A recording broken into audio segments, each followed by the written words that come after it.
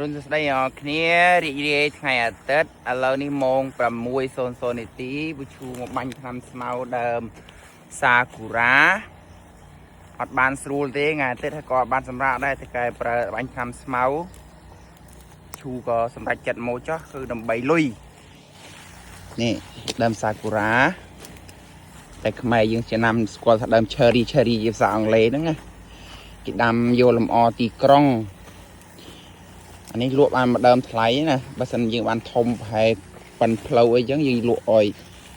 គេយកទៅដាំតាមសួនតាមអី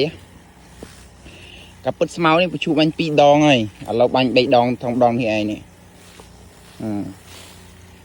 មានអាចឆ្កែទៀតនេះឆ្កែណាមកជុំអាចនេះថ្ងៃទៅម្រះ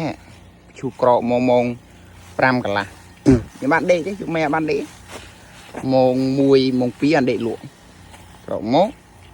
ឡើងក្រកមកបាញ់ថ្នាំស្មៅទៀតនេះដើម្បីលុយ10000 20000 បាក់រស់ស្រុកព្រៃ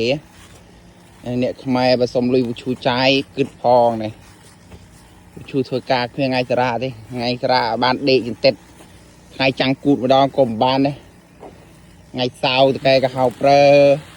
ថ្ងៃអាទិត្យតកែក៏ហៅប្រើឈូក៏ធ្វើដែរដើម្បីលុយមានឆ្លៃថាទេមានតកែកើតទេម៉ោងតកែឲ្យតែ10000